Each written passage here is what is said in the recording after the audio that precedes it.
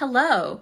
Today I would like to talk to you about the embroidery of Jane Austen. So many of us love Jane Austen. We've read her novels and we've seen those novels turned into films and TV shows.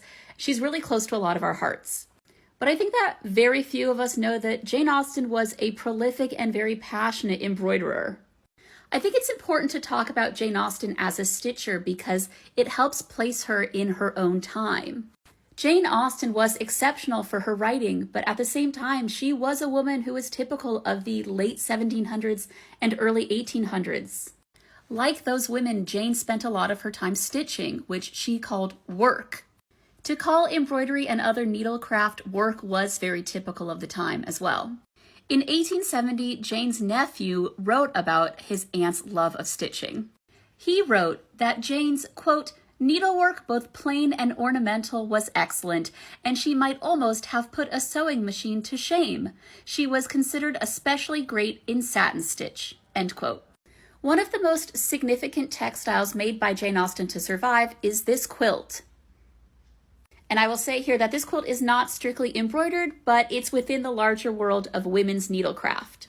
Jane stitched this around 1811 with her sister Cassandra and her mom, also Cassandra.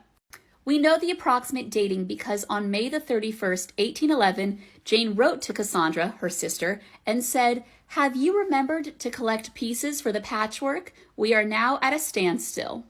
The quilt is now in the collection of the Jane Austen House Museum in Chawton, England. Here's a close-up of the quilt. The quilt consists of more than 200 large diamonds and roughly 2,500 small diamonds along all four edges. There's also another piece of Jane Austen's textiles that survives, and this is actually embroidered. So this is a shawl Jane stitched in the early 19th century, and it's very typical of the time. It's made of this diaphanous, see-through muslin and is stitched upon with white silk threads. It's also at the Jane Austen House Museum. Isn't it so stunning? I think it's easy to forget to think about how Jane Austen herself was dressing. I don't know about you, but I often think about how her heroines would dress, but not Jane. And this is a really helpful way to understand how she adorned her own body and how those around her saw her. I think these two surviving objects made by Jane Austen tell us a lot about who she was. She was a passionate stitcher who was interested in modern fashion. But she was also a sister and a daughter who was invested in embroidering alongside her female companions. She was part of a community of female stitchers, and she considered not only novel writing her work, but also needlework itself.